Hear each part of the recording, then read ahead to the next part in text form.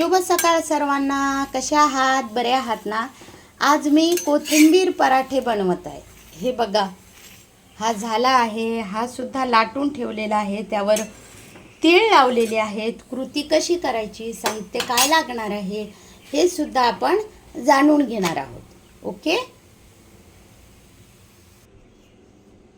सध्या मार्केटमध्ये भरपूर कोथिंबीर आलेलं आहे. कोथिंबीराची मोठी जुडी आणायची, त्याला निवडायचं, त्याला स्वच्छ धुवून घ्यायचं, मग बारीक कोथिंबीर चिरून घ्यायचा. त्यामध्ये तुम्हाला जेवढ्या प्रमाणात पराठे करायचे असतील त्याप्रमाणे त्यामध्ये कणिक टाकायची गव्हाची. मी फक्त गव्हाची कणिक टाकलेली आहे, बेसन वगैरे काही टाकलेलं नाही.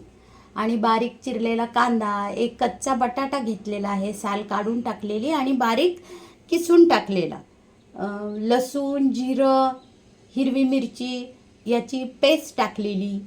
परत तुम्ही यामध्ये हळद, आवश्यकतेनुसार मीठ, तुम्हाला चाट मसाला हवा असेल तो सुद्धा तुम्ही यामध्ये टाकू शकता. छान कणिक मळून घ्यायची आणि अशा प्रकारे पराठे बनवून घ्यायचे आणि आपण सर्वसुद्धा करणार आहोत.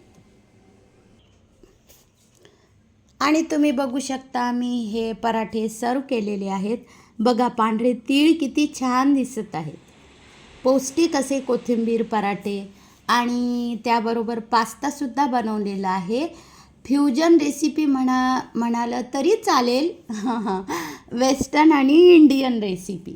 आणि त्याच्याबरोबर ही ग्रीन चटणी बनवलेली आहे. पुदिना, हिरवी मिरची, लसूण, जिरं, मीठ असं टाकून ही ग्रीन चटणी जी नेहमी आपण बनवतो ती.